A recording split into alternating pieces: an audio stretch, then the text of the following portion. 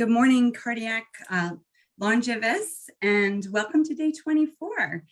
Of Happy Heart event. So I am Allie Richmond, and I'm a health coach here at Natural Heart Doctor, home of the 100-Year Heart. And I'm here today with Maria Logan. Welcome. She's from Dry Farm Wines. And so we're going to chat a little bit about that great company.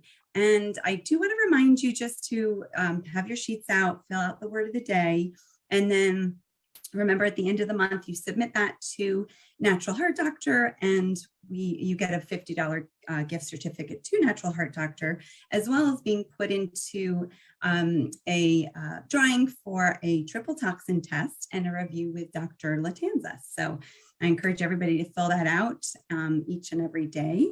It's been great this month so far. We're kind of getting near the end, and I talked about coffee earlier in this week. And so today we're talking about wine, as I mentioned, Dry Farm Wines, because people wonder the same thing about wine as they do about coffee. Can I drink my coffee? Well, can I drink my wine? And, we say really it depends, what type, the quality of the wine.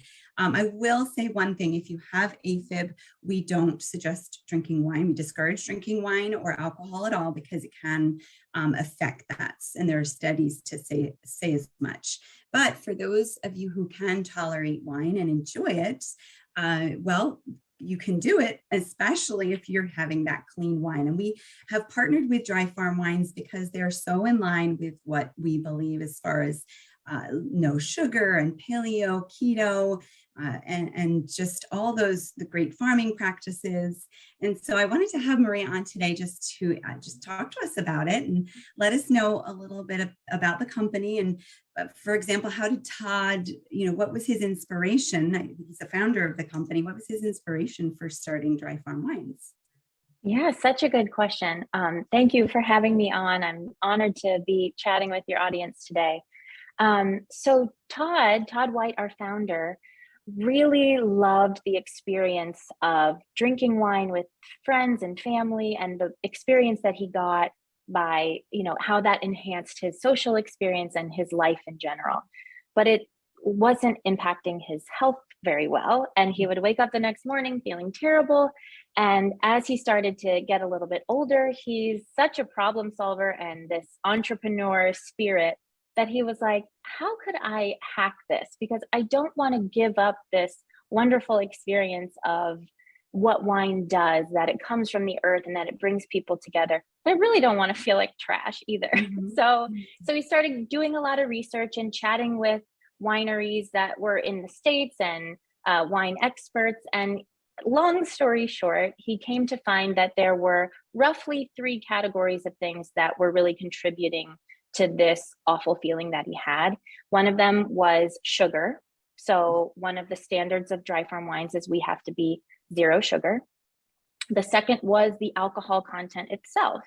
And so we decided that 12.5% or under is really the requirement for a Dry Farm Wines certified wine. And those lower alcohol wines, you can have 2 glasses, 3 glasses, and still have your wits about you, and then still feel good the next morning. And then the third piece was those added sulfites. He really wanted to make sure that those had a cap. Now, there does have to be a certain amount of naturally occurring sulfites in wine just because they exist already. But keeping that capped at 75 parts per million was that sweet spot that he found of no added sulfites, and making sure that even the naturally occurring sulfites were under that 75 parts per million. And that was the sweet spot that he found and kind of put that stamp on things. Yeah, I love that because it really does make a difference. I think just like with coffee, it's the pesticides that are added that actually often contribute to those next day, how you feel the next day, because your liver has to process all of that. And I have definitely noticed a difference. As a matter of fact, even the way you feel when you're drinking it is different. It's just that like almost a cleaner feeling. You're just like, oh, this is nice, and you're enjoying it, but you don't feel sort of like you get foggy or anything like that. So yeah, it's definitely, you notice that difference. And I think too, you definitely have some points that set dry farm wines, versus conventional, very, very specific things, because I knew they use a lot of chemicals. Can you speak to that a little bit? Yeah, so one of the other requirements for being a dry farm wine certified wine is there have to be no synthetic additives. So our wines don't contain any thickeners, dyes, or flavorings. And there are over 70 approved additives by the FDA for use in winemaking. And you'll notice if you have, I mean, this is a bottle of dry farm, so it's not going to show you on here, but in conventional wines, there's really nothing on the back to tell you anything about what's in the wine. It's not required. So those 70 plus approved additives, any number of those could be in that bottle. And going back a little bit to Todd's mission, he wanted that transparency. Like, if you want to, I mean, every once in a while, you're at a wedding or something, you're going to drink the wine, you're not going to care what's in it. Sure, that's your decision. But he wanted to give consumers the option to have that transparency and to really know. And so that's why we lab test all the wines to make sure they meet those requirements. And you can actually scan, if you get the wines and you get the Dry Farm Wines app on your phone, you can scan the label and it'll pull up all of the lab results for how much sugar, how much alcohol, and how many sulfites. So anyway, all that to say, it's all about transparency, and those additives were really one of the biggest drivers between the difference between our wine and conventional wine. Yes, absolutely. And I know that sort of the conventional wine, they want it to taste the same all the time, right? So they're adding all these different flavors so that that makes sense. Right, from a production standpoint, you do want your McDonald's hamburger to taste the same every time. You want to control that, and when you mass produce, it does make sense from a business standpoint. It just, when you're like us, like your audience for sure, you really care about what you put in your body. You want that transparency. You want to know what's in there. Yes, and it doesn't make sense from a health perspective. And I actually love to get the different bottles of wine just to try different ones. I actually don't want the same flavor all the time. And I know that if I enjoyed one, I can get in touch with you guys. You can recommend ones that are similar, but I actually have never done that. Although I love it, I just enjoy the ones that I get and find that the differences are what's fun, in a meal, just to sort of try different ones out. So I've never done that, but I loved, when I first started exploring your company, the relationship that you have with the farmers. I was watching some videos and I just enjoyed them so much because they're so passionate about the way they run their farms and really going back to just native ways of making wine and the grapes. It's all natural. And so how do you find the farmers that produce your wine? Oh, that's such a good question. We love the relationship we have with our farmers. We actually just had a couple come visit us and come to our offices and meditate with us and hang out and do wine tastings. It was so much fun. So yes, we have a really special relationship with them. And some of them actually, so when we start the process of meeting some growers, they're all based overseas. They're all based somewhere. Lots of them are in France, Germany, Spain.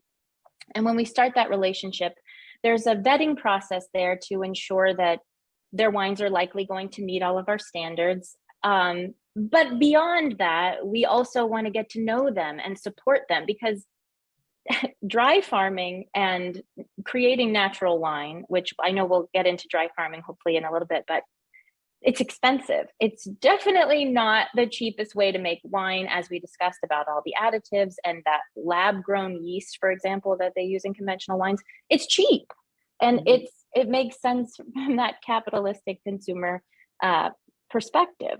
But from our perspective, it doesn't make sense, and that's not what we're here for.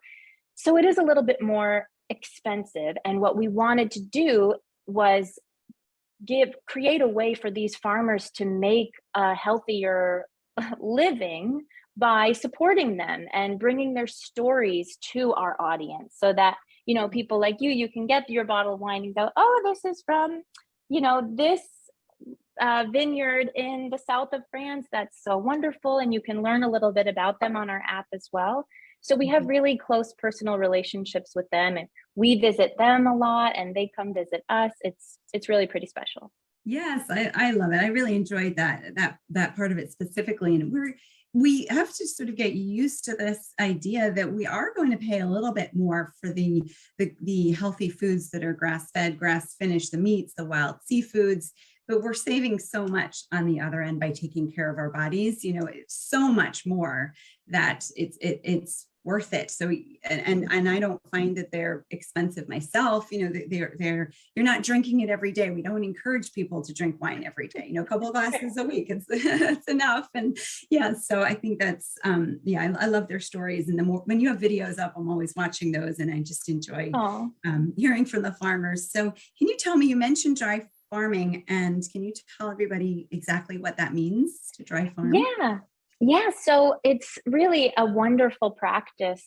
It's sort of, I guess, ancient. It's pretty old practice. It's not used much in the United States, especially, which is why we actually don't source any of our wines from the States. A lot of people think that we have a vineyard to come visit, and we don't. We are that, third-party liaison. We source the wines. So dry farming is a practice where they don't irrigate the crops. So first of all, you're saving a ton of water for the planet, but the crops themselves, which is why it's a little bit more expensive, they have to work a lot harder to find the moisture in the soil. So they dig really down deep into the soil, and it takes a lot longer. It takes a lot more effort, but it gives you this grittier, healthier plant that has dug down deep into the soil and found a lot more nutrients, those polyphenols, antioxidants, all those things that we love are the healthier benefits of the wine that we tout.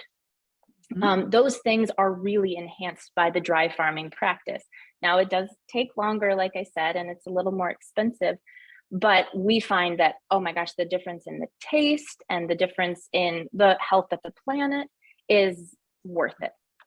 Yeah. And I remember reading once with gardening, even you just want to do that with all your plants. You want to reach down, don't obviously overwater them.